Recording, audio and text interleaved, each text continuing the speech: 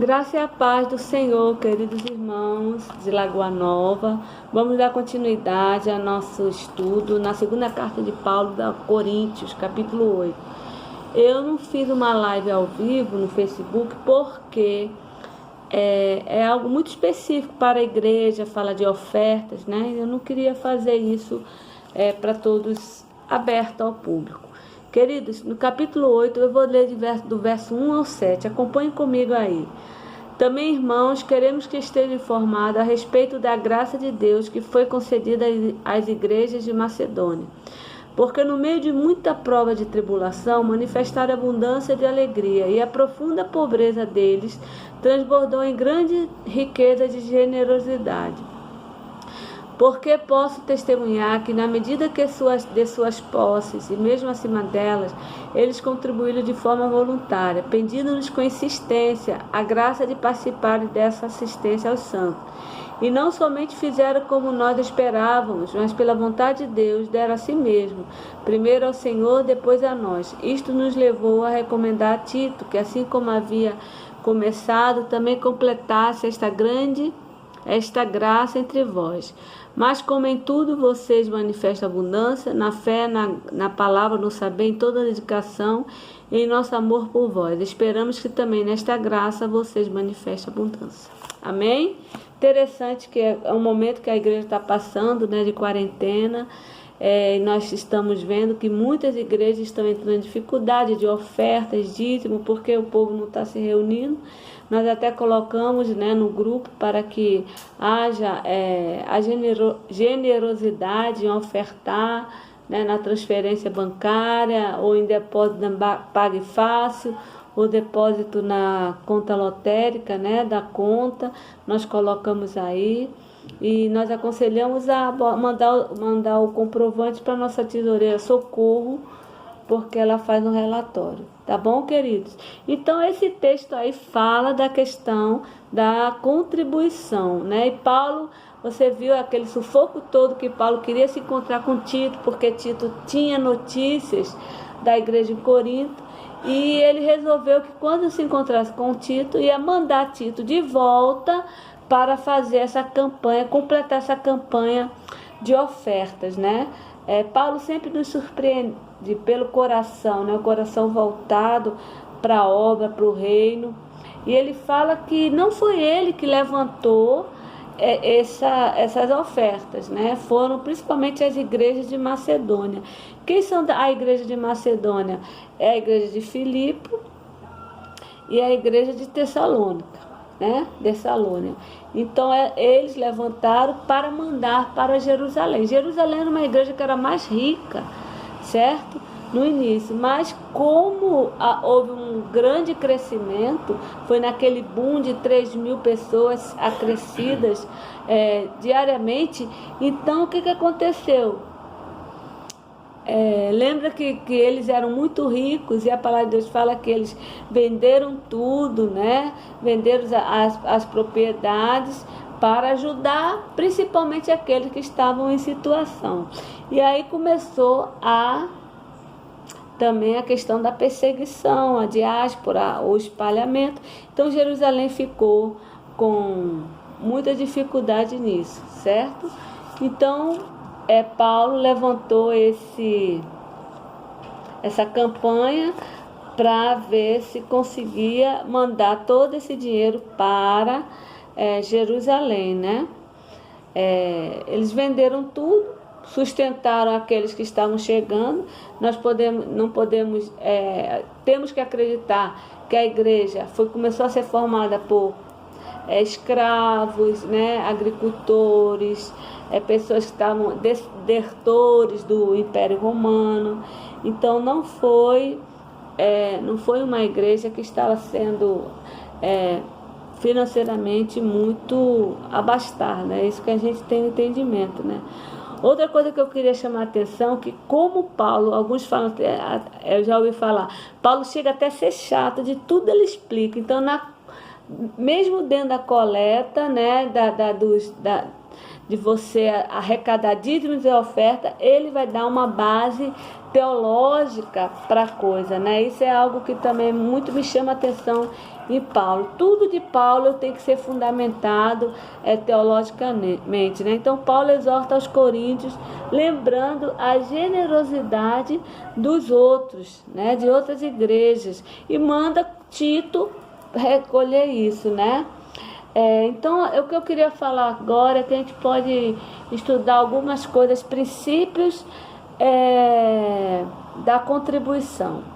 Embora nós não sejamos adeptos da teologia da prosperidade, pelo contrário, eu acredito, às vezes eu falo que as igrejas dos pastores da missão não sabem estimular o povo a contribuir, né? Nós sabemos que há um abuso, né? Há trocas de mercadejando a palavra de Deus. Se você tem que contribuir, você vai ficar rico, você não vai passar por dificuldade. Nós não temos esta pregação, né? Mas também nós temos que estimular a questão da contribuição.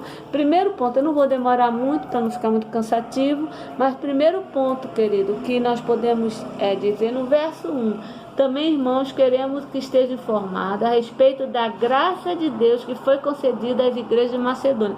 Então, para Paulo, a contribuição financeira que nós damos à igreja, tanto dízimos e oferta, é baseado na graça. É uma graça, é um favor que Deus nos dá. Já pensou a questão, como o evangelho é contracultural, né?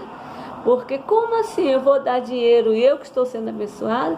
Mas a palavra de Deus, ele nos ensina isso. É como se é fruto da ação do Espírito Santo, né? E interessante que nós podemos ver que o único pecado que é chamado de idolatria é a avareza, né? Nos últimos tempos, os homens serão avarentos, né? Então é aquela pessoa que só quer juntar e acha que se for contribuir não vai estar crescendo, né? Nós acreditamos, queridos, que isso é o mover do Espírito Santo. Contribuir não é fardo, é a graça de Deus, né? Então, o primeiro ponto, Paulo nos deixa claro que é uma graça. O segundo ponto é que essa graça de Deus é tanto para ricos e para pobres, né? Eu falo muito que quem sustenta a igreja são os simples, né?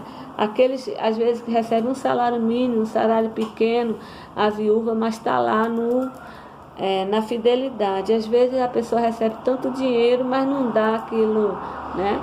Eu lembro uma vez que eu fui fazer parte da comissão fiscal de uma igreja e fui ver o dízimo e eu falei, como assim o dízimo desse irmão é dessa forma, né? Ele dava picotado e dava, né, com todo o respeito, mas cada um tem uma liberdade nisso.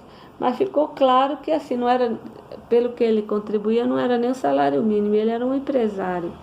Então, muitas vezes eu tenho uma tia, eu vou falar porque ela já partiu, ela falou que era dizimista da igreja católica. O meu tio, ele era coronel do exército. Aí eu, tia, quanto é que a senhora dá para a igreja lá? Eu dou o dízimo de um salário mínimo. Eu falei, mas tio Peixoto não ganha um salário mínimo. Não, mas é assim, a Bíblia fala que é em cima de um salário. E não é, o dízimo é em cima do que você ganha. O que eu quero dizer que não é você ser abastado, você ser rico e vai ser um bom contribuinte.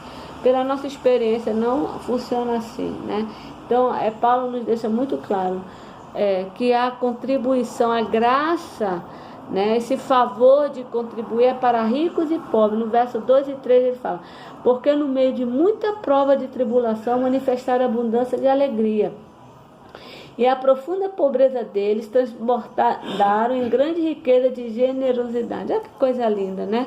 Passando por dificuldade, Paulo falou que eles eram pobres, mas eles eram generosos, né? As igrejas da Macedônia também passaram por muitas tribulações, muitas perseguições, né? Profunda pobreza, mas gerou uma riqueza de generosidade muito grande. Eles pobres ali. Quem eram da igreja de Macedônia? Não era uma região rica, né? Eram formados por escravos, soldados, agricultores, né? Apenas em Filipe diz que tinha Lídia, né? Que era uma mulher, realmente ela tinha dinheiro, mas não era uma regra, né? Então, é interessante que as igrejas da Macedônia levantaram essa campanha e rogavam, né, para contribuir. Algo que a gente pode aprender aqui, que a graça é para ricos e pobres, não é meritória, né? Não tem, para você não vai contribuir para ser abençoado, né? Não contribui com nada com a nossa salvação. A contribuição é uma graça que Deus nos dá, uma oportunidade de nós abençoarmos, né? E nós não podemos, quando nós não contribuímos, nós abrimos gozo, abrimos mão desse gozo, dessa graça, desse prazer de estar ajudando, né? Então é muito interessante a gente ver que aquele povo da Macedônia, embora era um povo com dificuldade, mas era um povo agraciado e generoso, né? E Paulo reconheceu isso. Outro ponto que eu gostaria de exaltar aqui é a questão da contribuição e a consagração, que eu acredito que andam juntos, né? A Bíblia fala: onde está o seu tesouro, ali está o teu coração. Então isso não é só material, é espiritual também, né? É espiritual. Quando estamos em comunhão com Deus, quando nós estamos fé no Senhor, estamos com as nossas devocionais em dias, estamos com o nosso coração sensível ao Espírito Santo de Deus, eu acredito que nós passamos a ofertar mais. Então isso é muito importante. No verso 6 e 7, Paulo fala assim: isto nos levou a recomendar a Tito que, assim como havia começado, também completasse esta graça entre vocês. Mas como em tudo vocês manifestam abundância na fé, na palavra, no saber, em toda a dedicação e nosso amor por vocês, esperamos que também nesta graça vocês manifestem abundância. Paulo teologicamente faz aqui uma tese perfeita. Ele liga que vocês gostam de conhecimento, vocês gostam de ir para a igreja, vocês têm fé, vocês têm saber, né? Vocês são dedicados no amor. Então, lógico que vocês também vão abundar, né, nesta graça de contribuir, né? Isso é como Paulo falou, essa sua prática religiosa, sua fé tem que ser consistente e você vai estar contribuindo na casa do Senhor. Então eu acho esse texto muito muito presente para a nossa vida de igreja hoje, né? Nós podemos acreditar e saber que contribuir é uma graça de Deus, é um privilégio, é algo espontâneo, né? Espontâneo. E já teve exemplos na minha vida que eu não tinha nada, ou não tinha condições de contribuir, e eu já desafiei a minha fé de contribuir, mesmo em dificuldade. E o Senhor não deixou faltar nada, né? Então não é obrigatório, é voluntário, é algo que tem que ser do coração, porque se não for do coração, não vale, né? Então, muitas vezes nós perguntamos eu estou contribuindo pouco, não é a quantidade, querido, não é a quantidade, porque às vezes uma pessoa que dá uma oferta de R$1.000, ela pode estar contribuindo pouco. Uma pessoa que dá uma oferta de R$10, ela está contribuindo das posses dela, da necessidade. Porque o milionário, R$1.000 não é nada, né? Então, a gente para perguntar, não só vocês, mas eu pergunto por que a razão de muitas vezes nós não sermos generosos, né, nessa questão de oferta, de contribuição, né? Eu não sou adepta quando fala assim, devolva os 10% do Senhor e 90% é seu. Eu não vejo apoio bíblico nisso, eu vejo apoio em dizimarmos, não porque é meu ou do Senhor, mas tudo, quando nós estamos diante do Senhor e nós servimos a Deus na igreja, nós cremos no Jesus que foi crucificado, ressurreto, nós cremos que tudo nosso é do Senhor. Todas as nossas fazendas, não é 10%. 10% é uma orientação que a Bíblia nos dá, 10% é uma orientação que a Missão Evangélica Pentecostal do Brasil nos dá, para que nós possamos contribuir, né, mensalmente com isso. Não só o dízimo, mas ofertas também. Mas como Paulo nos diz, né, que ele liga a questão do saber, do espiritual, então é para nós perguntarmos o que está nos faltando, né, para sermos mais generosos para a casa do Senhor. Né? Se o meu Deus é dono da minha vida, Ele vai ser dono das minhas finanças também. Né? Tudo que eu tenho, tudo que eu sou é dele. Né? Nossa família é dele, nossos filhos é dele, nossa casa é do Senhor. Então, que Deus nos dê essa graça, né? Essa graça de contribuir na casa do Senhor. No verso 12, Paulo fala assim: porque se há boa vontade, a oferta será aceita conforme o que a pessoa tem, não segundo o que ela não tem. Não se trata de fazer com que os outros tenham alívio e vocês tenham sobrecarga, mas sim para que haja igualdade. Entendeu a relação de Paulo, né? Que não é a questão... Jesus nos deixou claro isso, a oferta da viúva pobre, né? Que ela deu tudo o que tinha e ali ela deu uma grande oferta. E às vezes a gente dá por algo que nos sobra, não é tão pouco assim para muitos, mas para Deus é uma pouca oferta. No verso 15, Paulo fala, como está escrito, quem recolheu muito não teve demais, e porque recolheu pouco não teve falta. Amém, querido? Alguém pergunta, para que dizimar e para que ofertar? Nós sabemos que a igreja do Senhor tem compromissos, né, de luz. Graças a Deus nós não pagamos aluguel, mas nós temos compromissos altos, né? Nós temos que tributar também para o Conselho Regional da Missão. E esse tributo é para sustentar o escritório, para sustentar missionários que nós temos na Ásia, na África. Que Deus nos abençoe nessa área. Que nós possamos a cada dia sermos mais generosos nisso, né? Aí Paulo termina esse capítulo, né, com a missão de Tito. No verso 16 ele fala, mas as graças a Deus que pôs no coração de Tito a mesma dedicação que temos por vocês. Ele atendeu ao nosso apelo e, mostrando ser muito dedicado, partiu voluntariamente para encontrar-se com vocês. Então Tito já tinha saído de Corinto, falou com Paulo e Paulo expôs a questão da oferta e ele novamente partiu para Corinto para arrecadar essa oferta, né? No verso 23 Paulo fala, quanto a Tito, é meu companheiro e cooperador entre vocês. Quanto aos nossos irmãos, sou mensageiro das igrejas de glória de Cristo.